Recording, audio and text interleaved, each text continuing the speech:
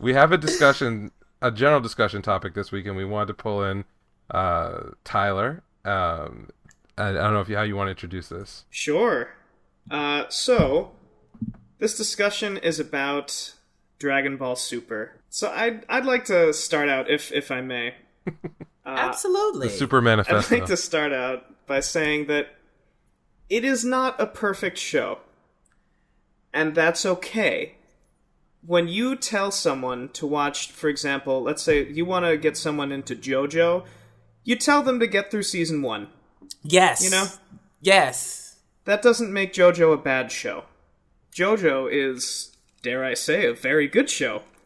I would say similar. Is it as good as JoJo? No. But I would say, in a similar vein, you should watch Dragon Ball Super if you liked Dragon Ball Z and Dragon Ball.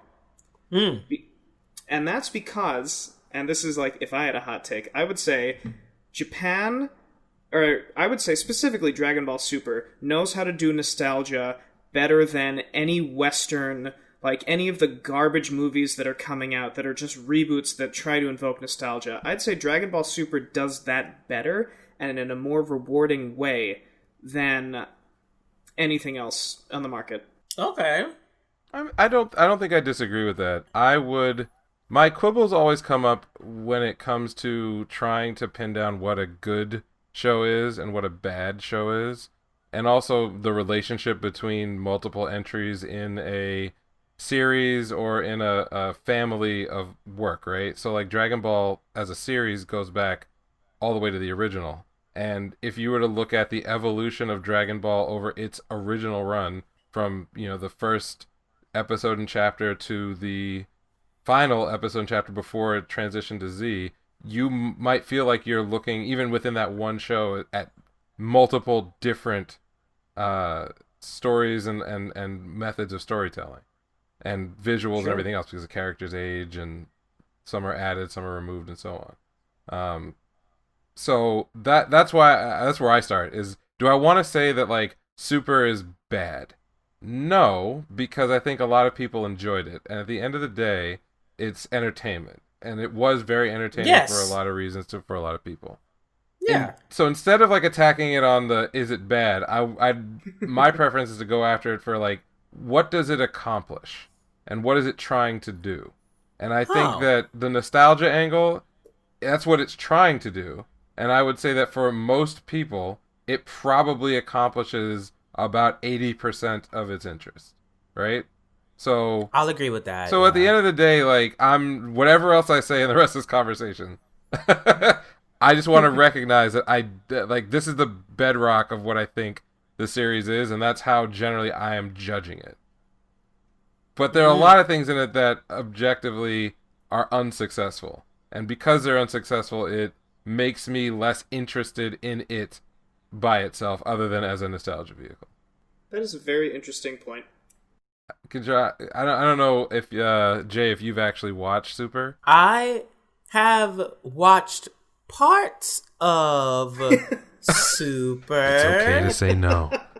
I'm just gonna be honest. When I tried to watch it, and then when I found out that the first 2 arcs were basically just the movies, I was like, okay, not coming back for this. And then when they had like the hit arc, I kind of was just like, oh well, I kind of want to wait, and see what everyone says, because this was the first like original like Dragon Ball storyline for anime, a recurring weekly show in years. So I was kind of just like, I want to see how this is going to turn out. And, this is probably going to make or break the series. Like, people are either going to love this shit and keep going, or they're going to hate this shit and keep going anyway, because niggas love Dragon Ball.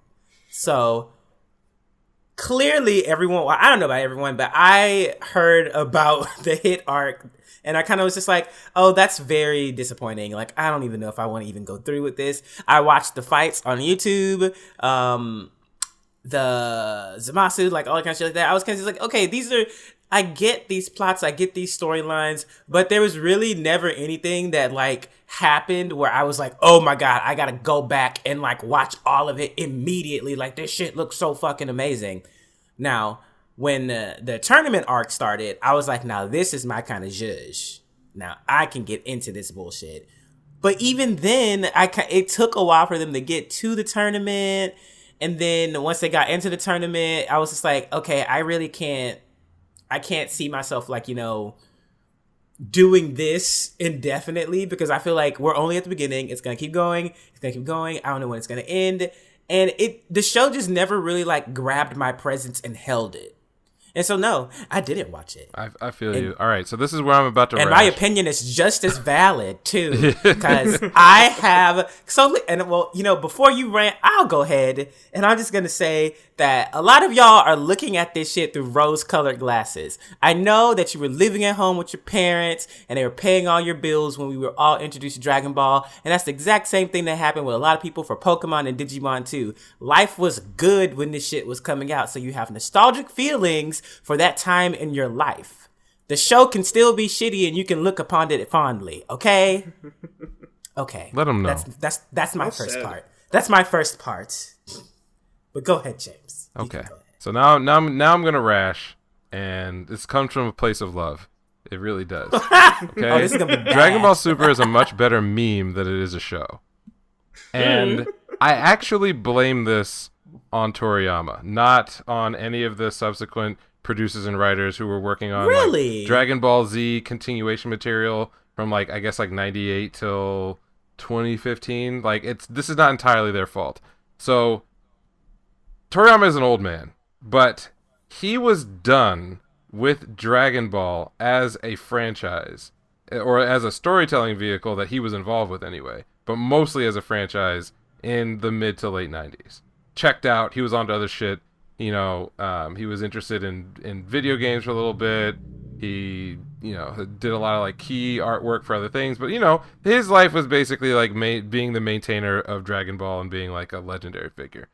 The problem with Super as a series can be chalked up to the movies that were produced as the lead-in. Super should have been GT, or maybe GT should have been Super. Let's put it that way.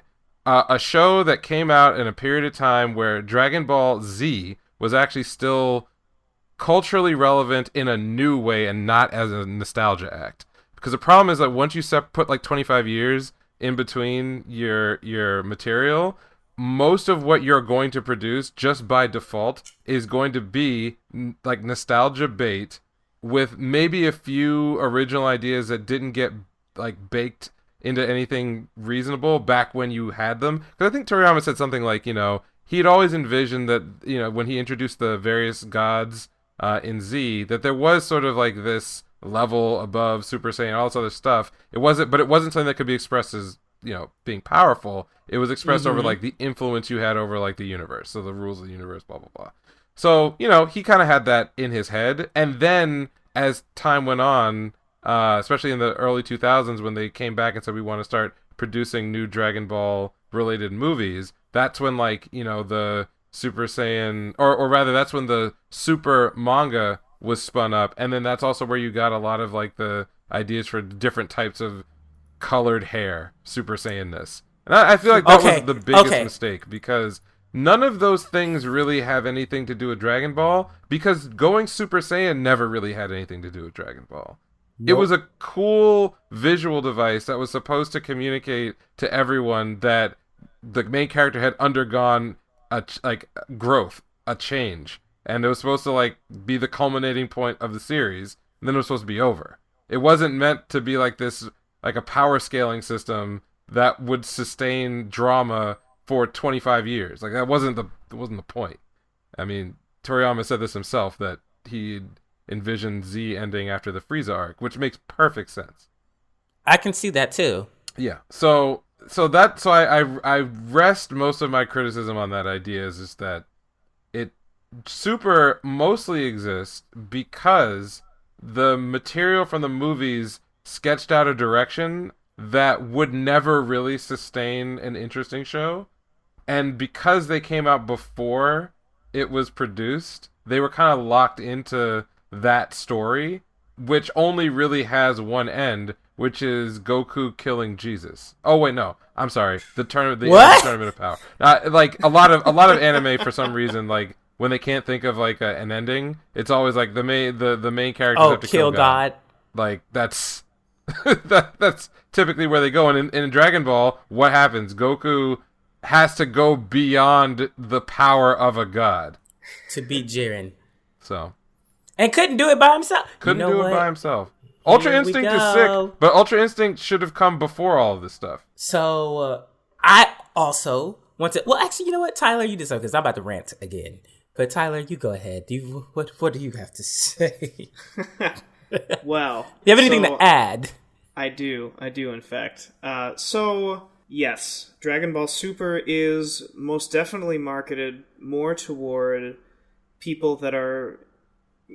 more familiar with Dragon Ball Z. It's similar to like how I view it similarly to Boruto.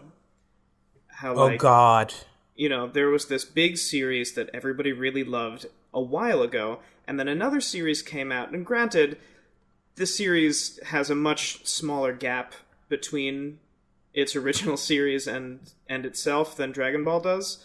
Mm-hmm. But I do feel it's in a similar vein. Yes, it's meant more for nostalgia. However, when your character is the strongest guy in the universe, what do? Well, there's more universes. Great. I think that it's the next logical progression to happen for there to be a challenge.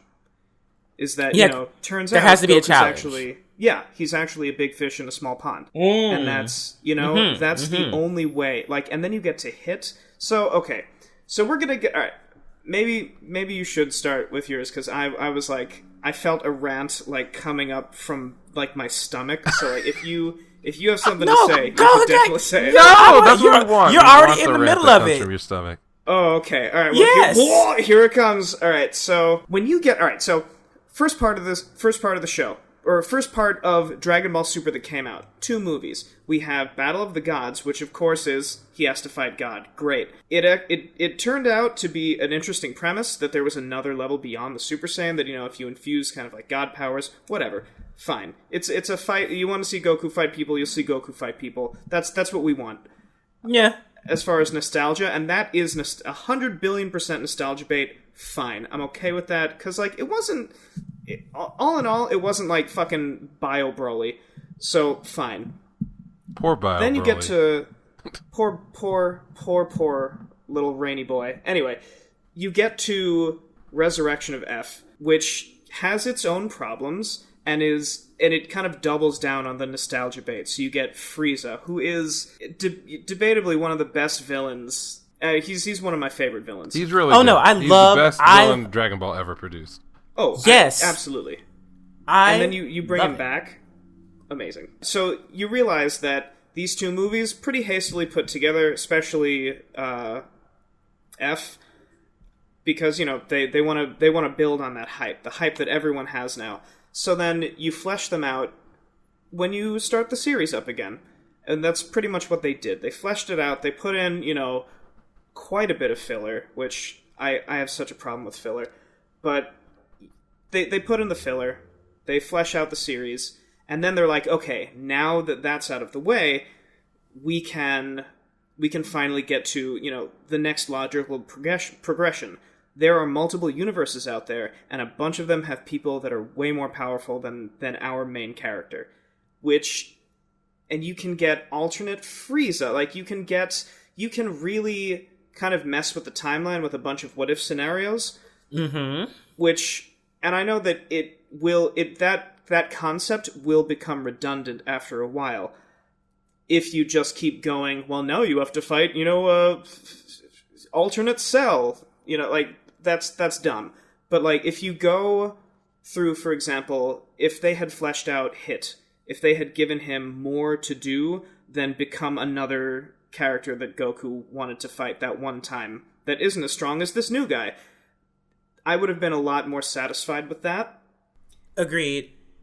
I think that the ability to freeze time and move through it, and the ability to adapt kind of instantly, it leaves a lot of room to explore. And I think that I wish that they would just fucking do something with Gohan. Gohan is dead. Gohan is dead. Yeah, he got Nothing's washed. happening. Yeah, nothing's happening. I don't know what the mystic power or whatever the fuck they're trying to do with him. Like, They it seems dropped like that they shit. don't. They didn't know what. I mean, Toriyama didn't. And let me back that up. He knew what he wanted to do. He was rebuked, and so we got what we got. Wow. That's so sad. I just That is really remember sad. when Gohan beat Cell? Like, that was the most hype. Remember when times I were was good? so happy. Pepperidge Farm remembers. I was just yeah. Yeah, but so we get to that. We get to the Zamas arc. Fine, that was its own set of problems. I completely blanked that one out. I didn't care. I didn't give a fuck. Yeah, no, and that's like the kind of redundancy that would have it. I feel like it showed it, like, reared its ugly head early and was like, guess what, evil Goku now. And then we're like, okay, all right, fine. Just like let's get past it. I want to get to this tournament arc, because I think that's undoubtedly the best and partly the worst part of the series at the same time. I love that shit, to be honest. They should have started with that. With, like, the multi-universe tournament? Yeah. Yeah. Well, the funny thing is that, like, that concept was the last episode of Z, right? The PyCon, like, Oh, yeah. all that stuff. Like, so Yeah. my complaint in general about what happened to Dragon Ball all goes back to the legacy of GT and an understanding of what the series was to the people who were spending money, and maybe a little bit about, like, Japanese business culture mixed in too. Because way back in the day when GT got popped off, Toriyama had this idea that so if the original Dragon Ball was Journey to the West, yeah, and Dragon Ball Z was the passing of the torch, or was supposed to be anyway, the passing of the torch to the next generation. Then GT was about exploring the broader universe of Dragon Ball in a slightly more episodic, but fun might be the wrong word, like a return to the wonder and a little bit of the whimsical styling of the original Dragon Ball, basically drawing everything full circle. It ran into a lot of problems, not the least of which that by this point the franchise was so popular that the editors, the production company, and the partners were very tuned in to fan interest in Japan and were very unwilling to do anything that walked outside of what people said they wanted from the series. Because if you think about it, the original Dragon Ball succeeded on its own merits as a manga, then got adapted. Dragon Ball Z was kind of in the same vein where they wanted to continue the story, and Toriyama was basically like, I'd like to age up the characters. And they're like, yeah, go ahead. Go do your time skip, and we'll keep rolling. So it was kind of all produced in one block. And there, even though there's a gap in terms of the show, there actually wasn't that much of a gap in terms of when it was produced. I think literally, like, Dragon Ball went out of circulation, it ended, and then, like, a couple weeks later, Z starts, and all your characters are badass and older and doing crazy stuff and getting, like, their heart blown out and going into space and all this other stuff. Like, it was a big tonal shift, but it was, if you were a reader, it happened, like, right back to back. So, like, when GT came out and Toriyama was like, yeah, let's again reimagine what Dragon Ball can be and try to, like, figure out ways we can tell stories we haven't told before, within, like, I think 2 months or 3 months, the producers were like, we can't fucking do this. Because first of all, his whole idea was no Goku. It was just going to be Trunks and Pan, right? Because they wanted young characters to kind of go back to that, and a girl too. So a girl and then, like, teenage Trunks. So, like, total reboot. And instantly, when they tested that, they're like, you have to put Goku into this shit. You got to get him in here, right? Like, we can't sell a Dragon Ball show without Goku. So he had to come up with weird way, basically the de-aging, like that whole little thing. And so now you have Kid Goku, who everyone is like, okay, that's cool, but like the Goku that we all want is the Goku from the end of Dragon Ball Z, like Super Saiyan 3 badass adult Goku with mad kids. And so again, they had to come up with weird ways in the story to allow him to transform into that character. And the whole idea about like, you know, finding ways to tell new stories and express the universe and travel around. The GT was for like grand touring. Like they're like, nah, fuck that. Like we need all the OG Dragon Ball people back in. We need to sell merchandise. And at the end of the day, GT, even though it's not canon anymore, fell victim to the immediate nostalgia expectations of the audience.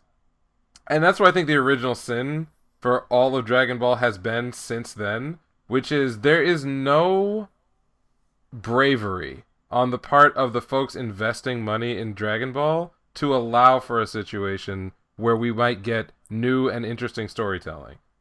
It's literally impossible because nobody is going to pay for a series where you don't have Goku turning the next level of Super Saiyan, where you don't have all of his gallery of useless Z fighters sidekicks standing by and narrating everything he does, where there isn't some like ass pull garbage. Like at one point in the series, obviously the Zamasu arc, Goku fought Goku. They're out of ideas. Like you have to be willing to do something new and risk that people initially are not going to like it, and then trust that you've picked the right writers and the right direction, that like these new ideas can be integrated back into the existing universe. And they've, as a franchise, Dragon Ball has never been good at that since they got burned on GT. It's never been good at it. That's why all those, I mean, the extra movies are trash, but that's a whole other like thing about how, so when these like OVAs and movies get produced, they're produced to like sell a new line of toys. It's not to like tell a story. No one had any good ideas. You know, like sometimes they randomly by accident find stuff that people really like Broly. But just to make a point about Broly, you mentioned Bio Broly before. Can you imagine any other situation where in 1997 they hit on Broly and then you didn't even get an acknowledgement that he was a real character in the timeline for 23 years when they retconned him out for a woman, which is fine, but like this, if you look at action figure sales for like Dragon Ball, it's like Goku, and then it's like Trunks for a while, and now it's like Broly, and has been for 20 years. And they had no way to capitalize on that. They didn't even know what to do. So, that was a long way of saying that I think that Dragon Ball is a victim to itself at this point. Dragon Ball Super is definitely a victim to the success of the franchise. And the arcs that are there are all out of order. They're all done in the clunkiest, most like dramatically unsatisfying way possible. And I think at the end of every one of them, more or less, everything gets reset to some degree. Yeah. No, that's fair. Yeah. I agree. Yeah. I do want to talk about Resurrection. Actually, I kind of just want to talk about Frieza in general. I do enjoy their portrayal of Frieza in the Super Universe. I actually really liked what they did with the character. And I'm not talking about just like character development. I'm talking about comedic wise. I really, really enjoy the comedy beats with Frieza, especially in like Resurrection of F. Like just Frieza interacting with like his like minions and shit like that. And then with like Goku and Vegeta. I know people probably didn't really like Resurrection of F, but I looked at Resurrection of F as a comedy because I was laughing the whole time. Because it literally was kind of just, it was like they were playing on the playground almost. Where they were just like, all right, I'm going to fight you next. Or I'm going against you next. Okay, now I'm going to go against you next. Okay, I'm going to steal the kill from you. I'm going to steal the shot. I'm going to steal this from you. Okay, ha ha ha ha ha. It's over. You win, but everybody goes home. Like, there really wasn't anything that was like at stake. I was like, there's no way in hell Frieza's going to get anything out of this. Absolutely not. What are we going to do here? So, and I also will say that I like the movies more than I'm liking the actual fucking show. So, Broly, the movie, I loved it. I loved it. Why? Because it was hilarious. It has one of my favorite scenes in Dragon Ball. You know what the fuck that is? It's when Goku and Vegeta were running from Broly, and then they dipped on his ass right in front of Frieza, and he fucking mollywops Frieza for 5 minutes straight while he's screaming in agony. I love it. Give me more of that. If we're gonna be comedy, just do it. But the other stuff, I'm just like, okay, whatever. I remember the day that Goku surfed on Kefla's That was energy the wave. meme of the year. That was everywhere. Like niggas who didn't even know Super existed was like, "What? There's a girl and there's another. Oh my god, my nigga Goku!" And I'm just like, this is why it's never going anywhere. And it's also fan service. That's some really good fan service. Like, I would have never, I didn't see it coming. But it's shit like that where I'm just like, if you're going to do this, just go nonstop with this shit. I don't want like regular story beat episodes where it's like, we're going to try to develop the plot a little bit now. We're going to give you some foreshadowing. I don't care. This is Dragon Ball. Yeah, they went the wrong way. They got it backwards. Yeah. When the producers went and looked at Dragon Ball, they said to themselves, well, the thing that people like about Dragon Ball is power-ups and these kind of like ridiculous fights and tournaments and everything else. Nah, if you're this late and you're gonna make a series like Super, you have to go the other way. Like, it's not that they like the power-ups. They like people getting flexed on. They like people getting mashed. Just absolutely mashed out. Like, of course Frieza's a comedy character, because the last time he was a legit threat, he got washed. He got washed. He got one shot by the illest dude in the franchise at that moment, Trunks. Dude just rolled up on him, gave him the 7 slashes, and then just said, like, pass that shit to the side and blew him away. Like, you don't come back from that serious. No.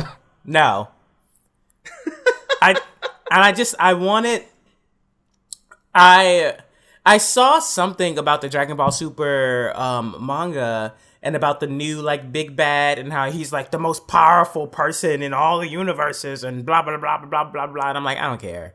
I was like, at this point, I just don't care. Goku's gonna find some ass pull way to win. He's probably gonna spirit bomb him or something, and that's okay. I expect that from Dragon Ball now. But what I feel like they kind of like, especially with the Tournament of Power, they kind of like set a precedent of just like washing. Like the way that they washed people in that tournament, like continually, or they got washed themselves, especially with that final fucking fight with Jiren and those 3 teaming up. I'm kind of just like, if you're going to end it like this, then this is what I'm going to expect on the regular from you going forward. Because also, this is what I wanted from you from the jump. Like, we should have opened, we could have opened Super with just a tournament with Gohan getting his ass beat and everyone being like, nigga, what happened to you? What are you doing? Like, why are you like this? Like, oh my God, what a disappointment. And then Goten and Kid Trunks coming through and like washing niggas by themselves, basically being like, blah, blah, blah. Like they could have set so much stuff up from the beginning. Yeah, that no, I feel would you have 100%. made it. Yeah, they could have. Yeah, I if want you want to go fan this, service, we should also talk about like aesthetics at some point, because that was another problem in Super is that it didn't look that great. But oh my God, but that's its own thing. I mean, what did you guys expect? What I expected was this is Dragon Ball coming back like weekly for the first time in 20 years. Why is Yutaka Nakamura not the key animator on every one of these motherfucking fights? Why are we not getting like like the stuff we're seeing, whether it's like high quality animation, or One Punch Man season 1, or any of these things, like make that Dragon Ball Z should, as a prestige multi-billion-dollar franchise, should have gotten the celebrity treatment. That we're not trying to make a budget TV show for Saturday afternoon whatever, okay, in Japan. That's not what we're doing. This is something that millions and millions of people have invested their hard-earned money and lives into the fandom and made Toei and all their related stuff like fantastically wealthy. This series should have been, you call it Dragon Ball Super, it's super because that shit looks like a movie every week. Every fucking week. Hey. You're getting blown away by just like the best of the best of the best. People who got into animation and got into manga and anime production because when they were kids, they were losing their minds over, Android 17 going ham, or like the Gohan transformation, or the Majin Vegeta Saiyan Pride speech, or whatever. Like, that's what this shit should have been. And instead it was like a low budget weekly TV series. Like, they were like, how the fuck did that happen? Damn. Well, That was very well said. This is why, I'm sorry, I'm going to go on a little tangent. This is why I loved that hot take on Digimon versus Pokemon. That was fucking masterfully said. Anyway. Thank you. Yeah, no, so, I mean, the animation, so I would say that the last arc, the Tournament of Power arc, that was when they kind of figured it out. Agreed. Yeah.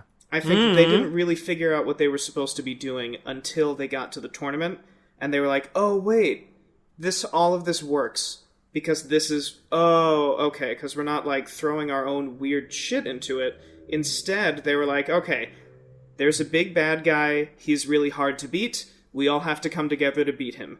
That is the general formula that has worked, and there are ways to make that unique without throwing in alternate fucking Frieza into it. Especially when you have the actual Frieza there to do things. Like, I think Frost was wasted, Hit was wasted, Jiren fucking Topo was wasted, but, like, I don't know, I love that, the El Hermano video. The Legend of El Hermano. Just the best thing. I laughed so hard. And I also, like, felt very sad because I was like, this is more interesting than Jiren. And it's a joke. It's a joke, and it's 10 times more interesting. Yeah. And I was like, my heart broke, but I also laughed really, really, really, really hard. But the idea of 17 sacrificing himself. Vegeta getting beaten and thrown off the arena was like, it was gut-wrenching. And I think that they picked up on some beats that if they set that as the precedent now, and granted, I haven't read any of this new stuff with Moral or anything. I know nothing about it. But if they stuck with those beats like, we know that Vegeta and his pride are just such a juicy story point to really get into, especially when he then has to, like, the best parts of Vegeta, I find, are when he's styling on someone. Yeah, when he's super confident, he's just like... Yeah, exactly. Yeah. And he's just like that, the first scene, like, in the Broly movie, which, for the record, I actually really liked. I also thought that the new Broly movie was quite well done for what it was, yeah. Yeah, exactly. The budget was out of this fucking world. All the things I said about what they should do with the show is kind of what they wound up doing with the movie, at least for the action sequences. So yeah. Yes, it was so cool. Especially the first person perspective part when he's flying after him and he goes in the glacier, and I just thought, like, it's that innovative stuff that they clearly have the capability of doing. They're clearly able to bring in a new perspective on a show that is older than many people that I know. Like, they know how to do that, and they know how to make it interesting, and they know how to bring in characters, like, for example, Broly in this new movie, I think was so interesting. And if they made such a wild leap as to pass the torch to him, I would take that. Oh, like, they are. You know they are not. I know they won't, and I know it's just going to be Goku, achieving Super, Ultra, Omega, Alpha, Instinct, Prime. But, like, Damn. What that color would hair be- do we have left? That's a mean, good question. rainbow. Well, we haven't seen purple, but that's sort of between blue and red. I don't know, Yeah, maybe maybe just got like rose. your just hair turns Green? into a big turd, and it's just like a big smelly poop emoji. And nobody Clear wants to hair? get close to him, and he wins by default. Oh, clear hair. Um, Oh, but- that'd be Hair, weird. just like a silhouette of So hair. one of the things I try to avoid doing, even though my brain works this way, is I don't like creating a headcanon for something because, as I think Jay, you'll talk about in a little bit, fans can be very toxic, and part of the toxicity comes from a mistaken belief that they can do something better than than the creator of something can. Sure. Right? Because they've been disappointed so much, there's this arrogant feeling of ownership over what they perceive as a product, but in reality it's their own feelings about it. So, right, like that's the justification, is that like your feelings are yours, but you formed your feelings based on a thing you didn't make, just a thing you witnessed and you interacted with. So now you transfer all of your feelings of like ownership, which are true over your own feelings, onto the product, and therefore anybody who comes after that product is in fact attacking you. They're attacking some important part of yourself, and of course you react the same way. So I try to avoid creating a headcanon for stuff or getting too married to my own idea about how something should be done, because I don't want to judge something like, Dragon Ball, which is very important for my life growing up and my interaction with like anime as a medium and action stuff and whatever, right? However, one of the things that I really wished that they had made a focus of in the years after Z went off, whatever the project was going to be, whether it was GT, whether it's Super, whether it's the movies, would have been a return to the original idea in the original Dragon Ball about martial arts and mysticism. Because that was the root, and why I think Dragon Ball survives as a story, even to this day. It's this idea that, like, Goku, yeah, he wanted to be stronger, but stronger didn't mean being able to punch a bigger hole in the mountain. Stronger meant being able to defeat his enemies. That's it. Yeah. That's what strong meant. That's why when he trained with Master Roshi, it was that when your martial arts become strong, you become able to persevere through anything. That's it. That's the whole thing. It wasn't about turning into a Super Saiyan. It wasn't about being, an alien foundling from across the galaxy of whatever. All that stuff is lore, but that's not what what was the heart of the show. I wish that what they had done with Super, if you want to have the Tournament of Power, fine. Start with the Tournament of Power, have Goku show up with his squad, he's mad confident, he's mad cocky, and in Fight 1, everybody gets washed. And the whole universe gets deleted. Because he comes with his homies, Beerus or whoever the guy in charge, like, listen, bro, I can keep you guys safe, I can keep your family safe, but you're gonna have to go, or Earth, we're gonna put you in Universe 2. And now he's in a situation where everybody around him is much, much stronger. He has a clear goal. He wants to win the Tournament of Power to get, the universe restored, or Earth restored, or his people restored. But the only way to do it is to go back to the roots of where he started, which is the martial arts, and become one with himself so he can achieve that next level. Whatever the fuck you want it to be. If you want it to be Super Saiyan God, go for it. Don't give a fuck. If it's Ultra Instinct, which seems to fit more within like that framework that Toriyama was working with back when he created a Super Saiyan, and have this sort of be the contribution of his human side, because this is always fucking weird about Dragon Ball, which is like they had this whole like power scaling thing, and then halfway through Z, Toriyama was like, okay, fuck the Scouters, because putting numbers on these powers don't matter anymore. The difference between humans and all these other aliens is that humans have unlimited growth potential. They can get stronger where everyone else is fixed. So lean into that shit you already established way back in the day. There's your nostalgia pop. Goku goes back to training in the way that they were doing in the original Dragon Ball, by going out and experiencing all the things in this new universe, facing progressively stronger opponents, winds up back at the Tournament of Power at the end. Now you can build up a backstory with, Jiren and the squad. You can build a backstory with any of these other characters that you're interested in to, like, make the real antagonist not necessarily be a bad person, but just be Goku's own arrogance about his own strength. And then when he wins the turn power and gets everything back, yes, you have technically reset things, and you can move on to other characters if you want. But he's gone through the hero's journey. Like, the way Super wound up, Goku didn't do anything. Like, he just kept leaving. He would go to, like, Beerus's, like mansion, you know, on a island planet, and just trained out there. And then when they wanted to get the story started again, I was like, hey, go get Goku. Go get him.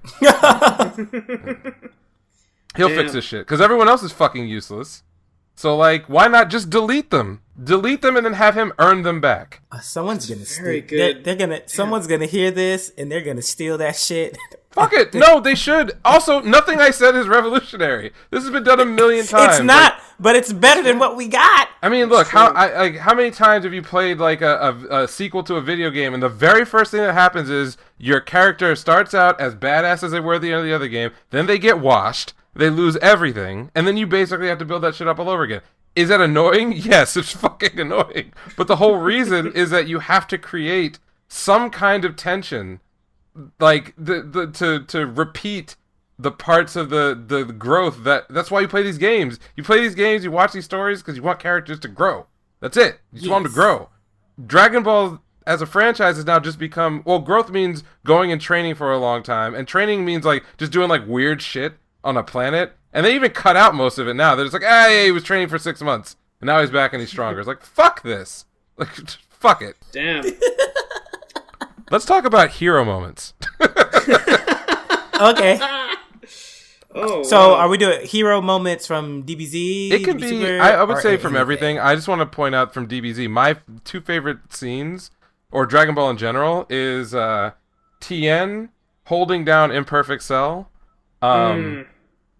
It's just, to me, it's iconic. It's everything that I want to see out of like your stereotypical action situation where you have a B or C tier character going all out. The stakes are very clear. They have an achievable goal. They're not trying to win. But like, man, if you have that Bruce Falconer like OG music behind it, Tien's hitting him with the tri-beam, and everyone's screaming because they know he's gonna die. They know he can't win. And like the androids running around, every time I watch that clip, I get mad all over again at fucking Vegeta and the android's slow ass is just not leaving. Like, the fuck, this man's about to die. Just get the fuck out of here. We wouldn't have had to deal with the rest of the season. So there's that part, and then of course the Saiyan Pride speech. You know, Vegeta's the shit when he's like, "Yo, I want to kick Goku's ass, but I want to do it on my terms." Like, fuck you. But yeah, those are my favorite. I don't really have very many from Super because they were all kind of... They were meh. They were meh. My hero moments are from other shit. Well, yeah, I mean, it's gotten better. Yeah, my hero moments are from other shit. Do you have hero moments, Tyler? Oh, I mean, yeah, I do. I do, in fact. So, from Super, I have a couple. I have Goku and Frieza, and kind of 17 versus Jiren. I thought was very well done. I thought that the animation was amazing. I like whenever I'm running, I listen to like that, and I'm like, ugh! You know, like that's the kind of that was that hype moment where I feel like they finally understood the route that you could go with Frieza, and it was this like fuck it, like throw me at him, amazing. Like, I don't know. I was very, very pleased with that. I thought the first. I mean, I'm gonna count Broly. I'm gonna count the Broly movie in like the Super canon. I loved that Vegeta fighting Broly was incredible. I thought it was like just that when you see the smirk, that's when you know you're like, oh, this is gonna be good. Oh, like, Gogeta in the movie? I was gonna just say that. Damn it. Oh, you're good. Oh, well. Anyway, okay, now I gotta search for another one. Keep going. Oh, you're fine. Yeah, oh, wow. I keep thinking about that, what James had suggested. That's fantastic. Wow, that's really good. But yeah, as far I as can piggyback that too. goes, The original Broly movie, the father-son Kamehameha wave. oh, yeah, that was great. It made me believe that like the next series about like, you know, the Goku's kids, especially Goten, was gonna be fucking lit, and then it never happened my entire life. Yeah. Yeah. I mean, I actually really liked Master Roshi in the Tournament of Power. I think he was. I like that he. I mean, I do wish that they'd actually had the guts to kill him. But wow, I don't know. I'm a sucker for heroic sacrifices, villains changing sides. I don't know. That's my own personal taste. I think Master Roshi was really nice and super in the Tournament of Power specifically. I think that they kind of botched the demon containment technique. Yes, totally. I think they really botched it. I think that could have been very interesting, especially seeing how that could have then been applied to like any Dragon Ball Z villain that they were just like, nah, forget it. So I don't know. That I think they botched it. But as far as hero moments go from other series, there's so many. Oh my god, there's so many good ones. Anyway, that's what I had to say. Jordan? That's cool. No, I think like these like iconic, now I guess like gifable or clippable moments are what define a lot of series, because they're what people are gonna see when they search for it or when things are recommended to them. I mean, we could whether it's, you know, a few seconds of animation or a setup. Like, you know, I always go back to like the final battle from Sword of the Stranger. Also, I think maybe like the 8th Mobile Suit Team. We've talked about that on the show. But the Galf fight in the city, especially the end. There's a particular scene where the guy takes out a gun tank and he just slams his sword through the top of it, and they make the oil or whatever, the liquid internal, spurt out like blood, and it's just like one of the sickest things I'd ever seen. I just thought it was a shit. Yeah, then there's other shows like My Hero Academia. I think has captured a lot of what was really cool about Dragon Ball, which, you know, obviously they exist in the same genre, and one is more derivative of the other, you know, Dragon Ball Z original. But like, I just look at something like that as carrying a torch for a type of visual storytelling that like there's not enough of. Also, I feel like I say this every other episode, but for folks who are familiar with Dragon Ball Z, definitely watched it or watched the various adaptations of it. Do yourself a favor, go back and read it. Read the manga. It is some of the best stuff, like visually, in 2D, not moving, like of the communication of form and motion, and like really interesting and amazing, and at the time almost revolutionary paneling, where what Toriyama, you know, yes, he came up with the story and everyone loves it, but the thing he's actually a legit certified genius at doing was drawing your eye through a single frame of action, where you can tell where every limb and where a character was prior to the scene that he drew in the same panel. Like, it is some fantastic shit, and you don't have to be a illustrator to appreciate what he was pulling off on like a week to week basis. So like, there are things that are in the show that are definitely big time hero moments, but when you go back and like find the chapter or the panel where they're from, and you're just like, it, in some ways I get to relive it all over again, you know, without the music, without everything else, because it's just that sick. But yeah, that's my plug for the DBZ manga. It's great. The original Dragon Ball is also awesome. In the original Dragon Ball, there's a lot more like attention to like kung fu, like the way people are posing and doing moves and other things like that is much more wuxia inspired, and I think that's, again, something that if you were to make a new series right now, I think last week we talked about how like Burn the Witch is coming, and so that's sort of reclaiming that like big three, like returning to like that ground again. I would love to see a modern series that focused on like martial arts, not fighting, not like Hajime no Ippo, not sports, but like that borderline fantasy, but like real high quality like martial arts shit. That there's nothing in that space that I'm looking at, even reading right now. That's as cool as what Dragon Ball Z was. So that's my shout in the dark to all the Japanese production companies who are listening to this podcast. Don't make that shit. Where is that? It used to be hot. And also, go watch Sword of the Stranger. Amazing. Yeah, I think that, you know, Dragon Ball. I mean, it was kind of they had a lot of elements from the Legend of the Monkey King, right? Yep.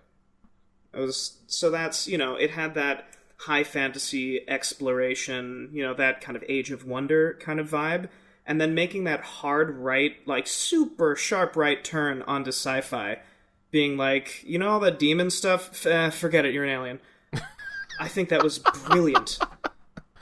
Fuck like, it. It was so smart. Yeah, they were just like, because, I mean, where do you go from there after you beat the Demon King Piccolo? You know, like, after you do all of that, where do you go? Let's go to space. How about that? All right, yeah, it works.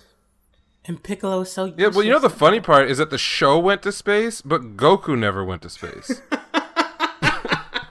Right? Like, everything else that happened from then on was like, oh yeah, there's like a universe or so. Like, he basically went to like directly to one planet and then died. So he didn't even come back. He just got teleported back. Like, everyone else was like flying around, like looking for shit. Like, Vegeta came, he had a whole life in space, then came to Earth, got his ass whooped, left, went to like Mars or some shit, then went on a journey. Found out like he was all over the place. Like, he was the only one who was like, yeah, this is now a sci-fi, so we're supposed to go to space. Everyone else stayed on Earth and just like got fat. Like, that was a trajectory for everybody else. Piccolo became a dad. Goku had kids and decided not to be a dad. Oh my god. Yeah, no, these are all very, very true. Damn. So I think maybe we can like round this out by talking a little bit about maybe the criticism that we don't think is fair. And we've touched on a little bit of it. I know, like Tyler, you've mentioned that like it is nostalgia bait, but it's also like, if that's its purpose, then I don't think it's fair to come at the show or at whatever's in it on the basis of, well, it shouldn't be nostalgic. It seems like a kind of like a silly position to take. Like, you know, it is what it is, so live with it. And I also, Jay, you mentioned before that like there are people on the internet who take Dragon Ball very personally, but also they're not necessarily, they're listening to people criticize it as an anime, but they don't watch anime.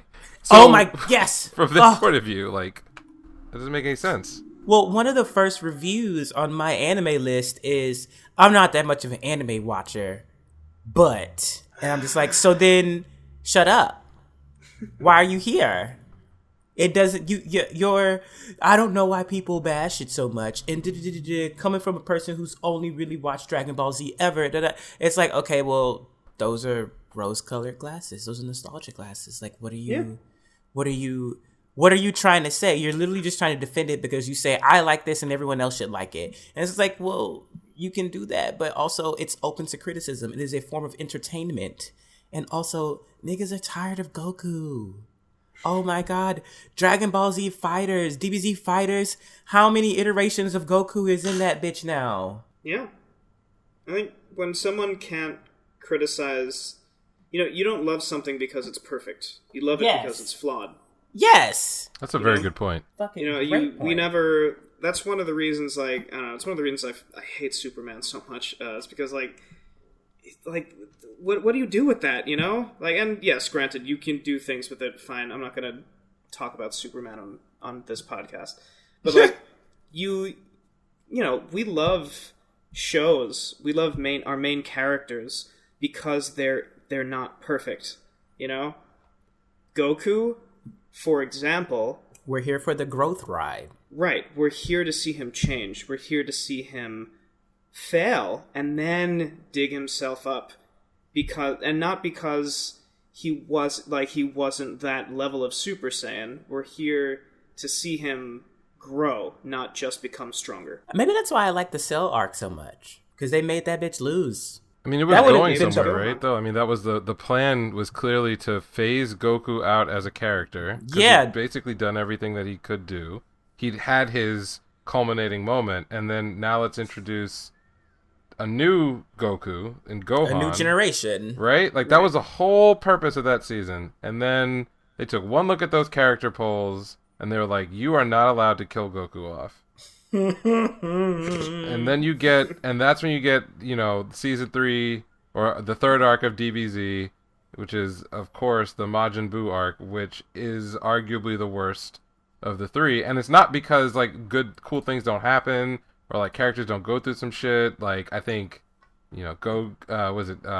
Gotenks, and, like, all that stuff is really cool. The problem with that is that the villain fucking sucks.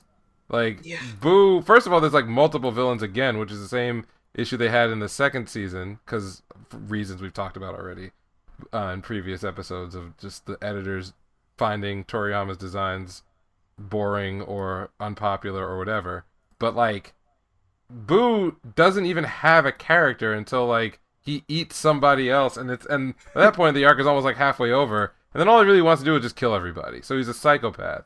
Like, there's no ideology there. There's no, like, it's just, it's like it's Cell but worse. Yeah. Yeah.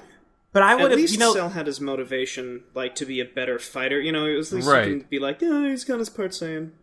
Well, there was this idea that, like, what he inherited from the Saiyan DNA, and specifically from having sampled Goku, was that in some ways Cell was like the reverse Goku. Right. A character that so much wanted to be stronger than anything else that it would kill and assimilate everything to become the strongest. Whereas, like, Goku just wanted to fight, right? And then he had everyone's abilities, which is kind of a cop out, because then it's not very much interesting you're doing in the fight itself. It's not like, oh, is the Kamehameha wave stronger than whatever? He literally just uses everybody's moves. So it's, he's not actually all that interesting. He's more of a moron. Like, he's like the Goku level of stupid, where it's like, I'm stronger than everyone on Earth, I win, but maybe they could get stronger, so I'm not gonna win.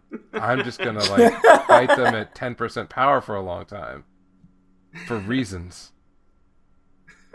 But whatever. I don't want to bash it too much. Like, that. No, that's just fair. that is what it is. Listen, it was a great fan service ride. Yeah, no, it's like, remember we were talking about Food Wars and why, like, the season 5 is just unwatchable almost because the villain is just so throwaway carbon copy. Literally a carbon copy here. That's all he is. He copies everybody's moves and he can, like, put them together. So, like, what is your motivation to, as a watcher, to want to see anything that he could do when you're just seeing shit that other characters have already done in this series? So that's why, like, in season 2 of Dragon Ball Z, like, the story was basically about the anointing of Gohan, and that more or less carried it. It was like, family issues. Vegeta didn't want to acknowledge that he had a son or that he could be a dad, which, best dad award is like Vegeta and Piccolo are, like, sharing that shit.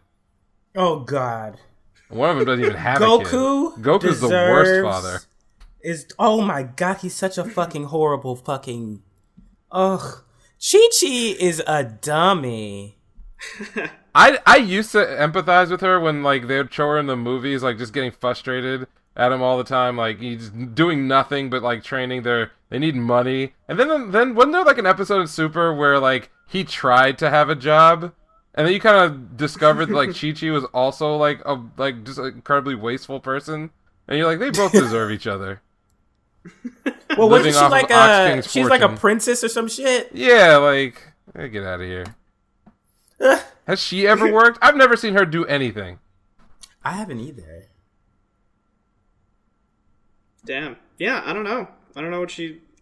I don't know the inner workings of Goku's marital life. I think we probably shouldn't spend too much time thinking about the economic model of the Dragon Ball Z universe, because then a lot of things would be very questionable.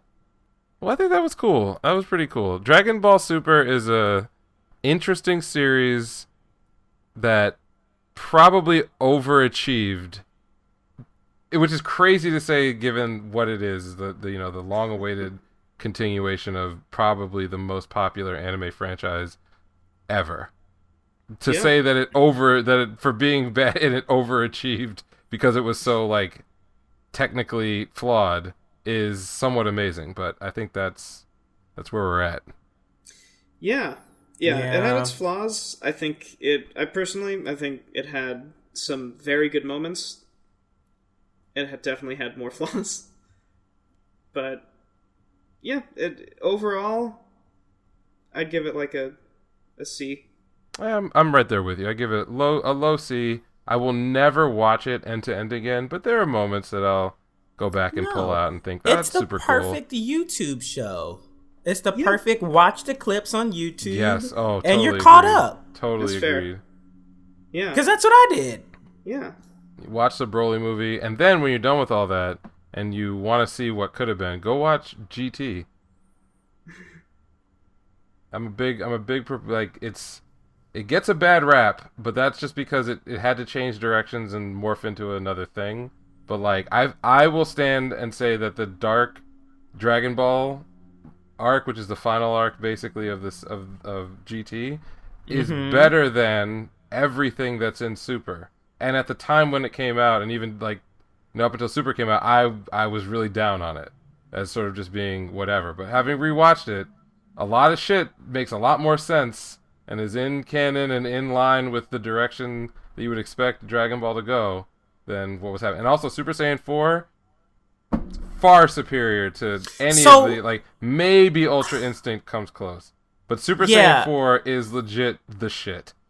Yes, that's something that I'm confused about why they didn't bring that at least back, because that looks so cool. So cool. You know what was interesting to me? What was it? Dragon Ball Super Heroes? Yeah, the there's like I don't know, it's animated, but they're like shorts or something.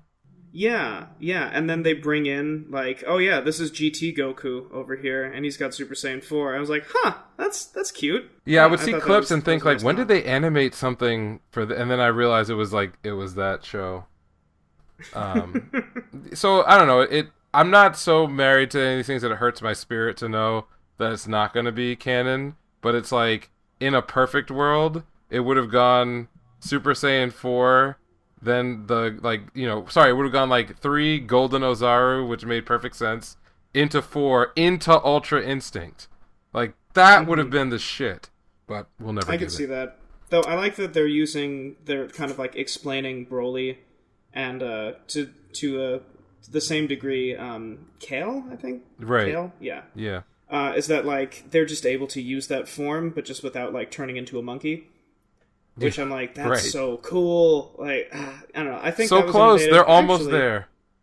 Yeah. They're so close. Next time we can have this conversation about Boruto. Oh, God. I won't have many good things to say about that. I don't have a lot good to say, but... at least it's about something, but that's about it. No, that's fair. That's a good point. All right. I do like the concept of like bouncing energy off of energy, though. I think that was really nice. Yeah, that was good. Yeah.